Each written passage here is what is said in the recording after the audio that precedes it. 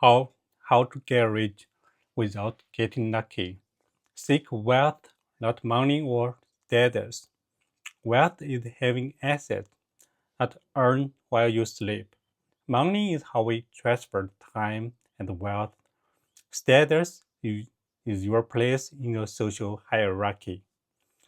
Understand ethical wealth creation is possible.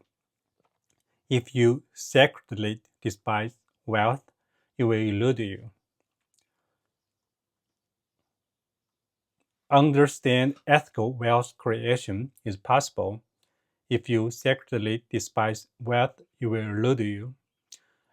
Ignore people playing status games. They gain status by attacking people playing wealth creation games. You are not going to get rich renting out your time.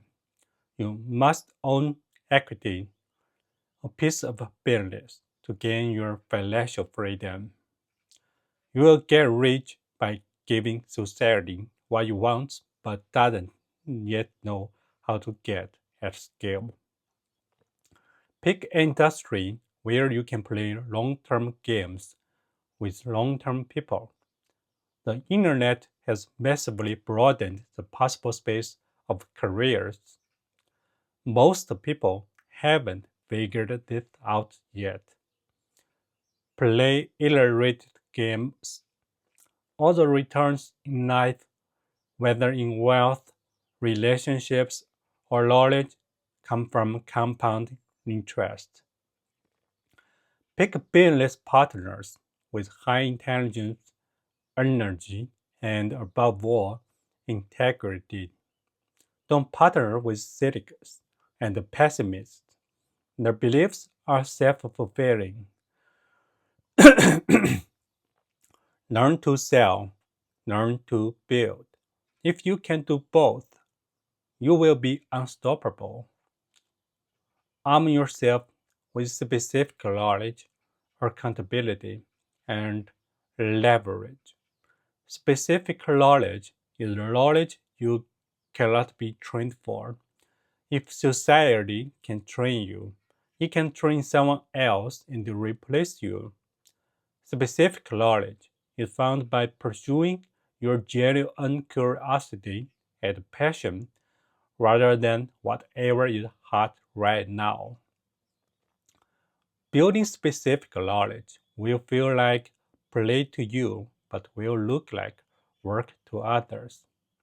When specific knowledge is taught, it's through apprenticeships, not schools. Specific knowledge is often highly technical or creative. It cannot be outsourced or automated. Embrace accountability and take business risks under your own name. Society will reward you with responsibility, equity, and leverage. Give me a lever long enough and a place to stand. I will move the earth. Archimedes. Fortunes require leverage. Business leverage comes from capital, people, and the products with no marginal cost of replication. Capital means money. To raise money, apply your specific knowledge with accountability and show resulting good judgment. Labor means people working for you. It's the oldest and most fought over form of leverage. Labor leverage will impress your parents, but don't waste your life chasing it. Capital and labor are permissioned leverage. Everyone is chasing capital, but someone had to give to you. Everyone is trying to lead, but someone had to follow you. Follow you. Follow. Code and media are permissionless leverage. There's a leverage. Behind the newly rich, you can create software and media that works for you while you sleep. An army of robots is freely available. It's just packed in data centers for heat and space efficiency, maybe energy efficiency also. Use it. If you can cat code, write books and blogs, record videos and podcasts, leverage is force multiplier for your judgment. Judgment requires experience but can be built faster by learning fundamental skills. There is no skill called business. Avoid business magazines and business classes. Study microeconomics, game theory, psychology, persuasion, asks, mathematics, and computers. Reading is faster than listening. Doing is faster than watching. You should be too busy to do coffee while still keeping an uncluttered calendar. Set and enforce aspirational personal hourly rate. If fixing a problem will save less than your hourly rate, ignore it. If outsourcing a task will cost less than your hourly rate, outsource it. Work as hard as you can, even though who you work with and what you work on are more important than how hard you work. Become the best in the world at what you do. Keep redefining what you do until this is true. There are no get rich quick schemes. Those are just someone else getting rich off you. Apply specific knowledge with leverage, and eventually you will get what you deserve. Apply specific knowledge with leverage, and eventually you will get what you deserve. When you are finally wealthy, you'll realize it wasn't what you were seeking in the first place. But that is for another day. Summary: productize yourself. Your summary says productize yourself. What does that mean? Productize and yourself has uniqueness. Productize has leverage. Yourself has accountability. Productize has specific knowledge. Yourself also has specific knowledge in there. So all of these pieces, you can combine them into two words. If you are looking towards a long-term goal of getting wealthy, you should ask yourself, is it authentic to me? Is it myself that I'm projecting? And then, am I productizing it? Am I scaling it? Am I scaling with labor or with capital or with code or with media? So it's very heady, symbolic. This is hard. This is why I say it takes decades. I'm not saying it takes decades to execute, but the better part of a decade may be figuring out what you can uniquely provide. What's the difference between wealth and money? Money is how we transfer wealth. Money is social credit. It's ability to have credit and debit of other people's time. If I do my job right, if I create value for society, society says, oh, thank you. We owe you something in the future for the work you did in the past. Here's a little IOU. Let's call that money. Wealth is the thing you want. Wealth is assets that earn while you sleep. Wealth is factory, the robots cracking out things. Wealth is a computer program that's running at night, serving other customers. Wealth is even money in a bank that is being reinvested into other assets and into other business. Even a house can be a form of wealth because if you can rent it all out, although that's probably a lower productive use of land than some commercial enterprise. So, my definition of wealth is much more business and assets that can earn while you sleep. Technology democratizes consumption but consolidates production. The best person in the world at anything gets to do it for everyone. Society will pay you for creating things it wants, but society doesn't yet know how to create those things. Because if it did, they wouldn't need you. They would already be stepped out. Almost everything in your house, in your workplace, and on the street used to be technology at one point in time. There was a time when oil was technology that made Jetty Rockefeller rich. There was a time when cars were technology that made Henry Ford rich. So, technology is a set of things, as Alan Key said, that don't quite work yet. Correction, Danny Hills. Once something works, it's no longer technology.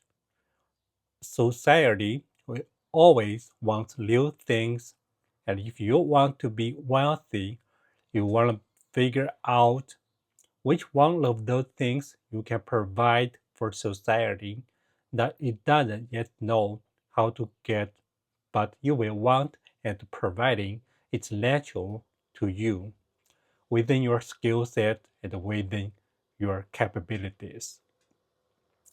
Then you have to figure out how to scale it because if you only build one, that's not enough.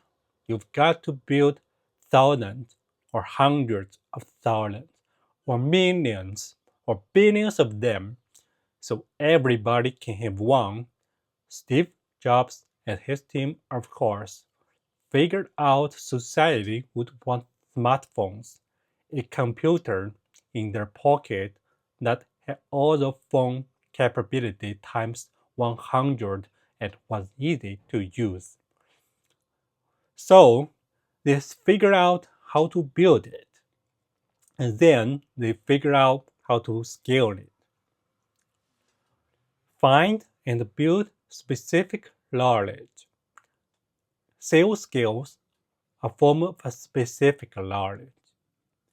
There's such a thing as a natural in sales. You run into them all the time in startups and venture capital. When you meet someone who is a natural at sales, you just know they are amazing. They are really good at what they do. That is a form of specific knowledge. Obviously, they learned somewhere, but they didn't learn it in a classroom setting. They learned probably in their childhood in schoolyard, or they learned negotiating with their parents. Maybe some maybe some is genetic components in the DNA. Specific knowledge cannot be taught, but it can be learned. When I talk about specific knowledge, I mean figure out what you were doing as a kid or teenager almost effortlessly. Something you didn't even consider a skill, but people around you noticed. Your mother or your best friend growing up would know. Examples of what your specific knowledge could be: sales skills, music talent, with the ability to pick up any instrument, an obsessive personality. You dive into things and remember them quickly. Love for science fiction. You were into reading sci-fi, which means you absorb a lot of knowledge very quickly. Playing a lot of games, you understand game theory pretty well. Gossiping, dig into your friend network. That might make you into a very interesting journalist.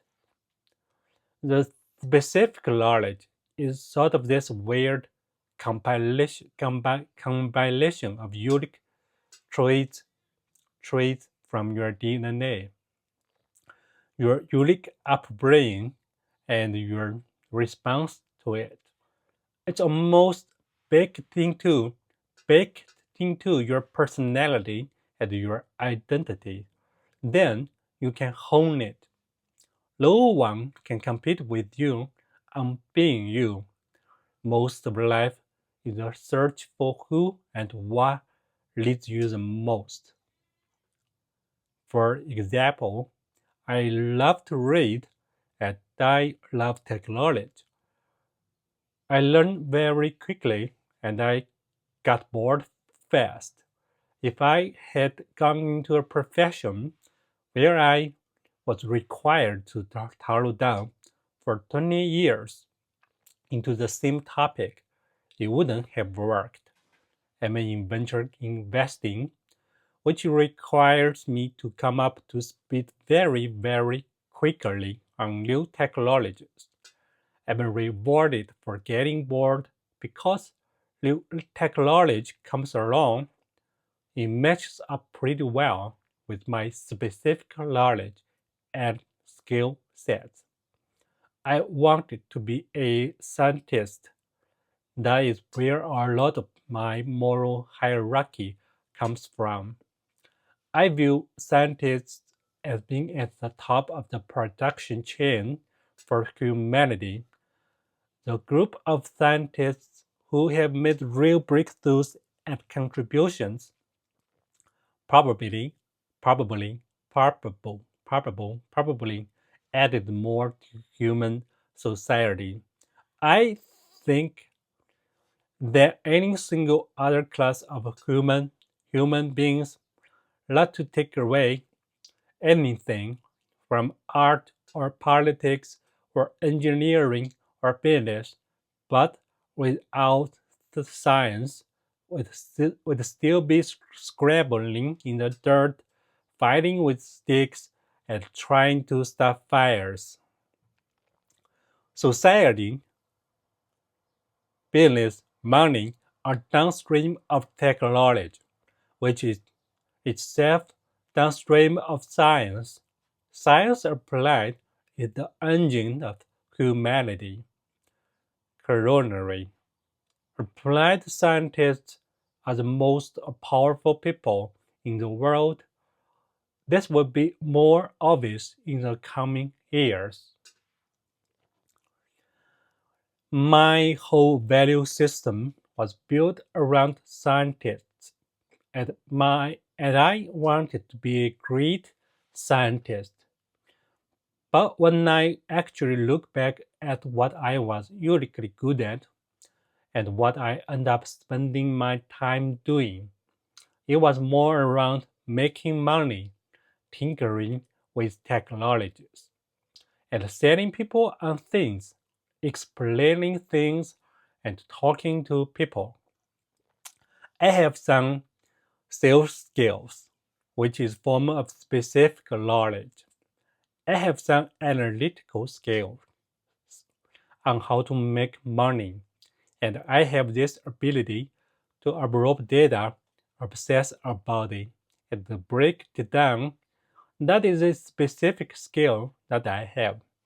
I also love tinkering with technology, and all of this stuff feels like play to me, but it looks like work to others. There are other people to whom these things would be hard, and they say, well, how do I get good at being pithy and selling ideas? Well, if you are not already good at it, or if you are not really into it, maybe it's not your thing. Focus on the thing that you are really into. The first person to actually point out my real specific knowledge was my mother. She did it as an aside, talking from the kitchen, and she said it when I was 15 or 16 years old. I was telling a friend of mine that I want to be an astrophysicist, and she said, "No, you are going to go into business." I was like, "What? My mom is telling me I'm going to be in business.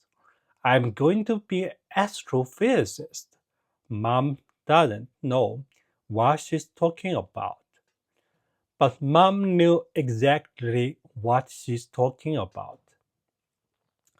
Specific knowledge is found much more by pursuing your innate talents, your genuine curiosity, and your passion.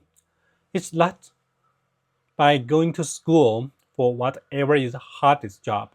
It's not by going to whatever field investor says is the hardest. Very often, specific knowledge is the edge of knowledge. It's also stuff that's only now being figured out is really hard to figure out. If you are not 100% into it, somebody else who is 100% into it will outperform you. And they won't just outperform you by a little bit, they will outperform you by a lot. Because now we are operating the domain of ideas. Compound interest really applies, and leverage really applies. The internet has massively broadened the possible space of careers. Most people haven't figured this out yet. You can go on the internet and you can find your audience and you can build a business and create a product and build wealth and make people happy, just uniquely expressing yourself through the internet. The internet enables any niche interest, as long as you are the best person at it to scale out. And the great news is because every human is different, everyone is the best at something, being themselves. Another tweet I had that is worth reviewing, but didn't go into the how to get rich twist on, was very simple. Escape competition through authenticity. Basically, when you are competing with people, it's because you are copying them, it's because you are trying to do the same thing, but every human is different. Don't copy. If you are fundamentally building and marketing something that's an extension of who you are, no one can compete with you on that. Who's going to compete with Joe Rogan or Scott Adams? It's impossible. Is somebody else who's going to come along and write a better deal? No. Is someone going to compete with Bill Watterson and create a better carbon and hobbies, though they are being authentic.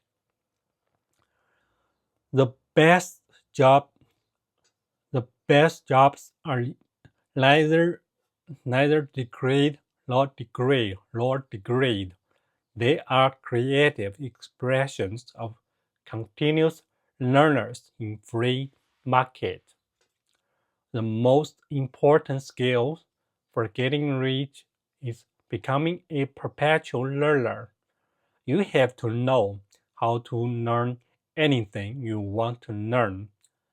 The old model of making money is going to school for 4 years, getting your degree, and working as a professional for 30 years.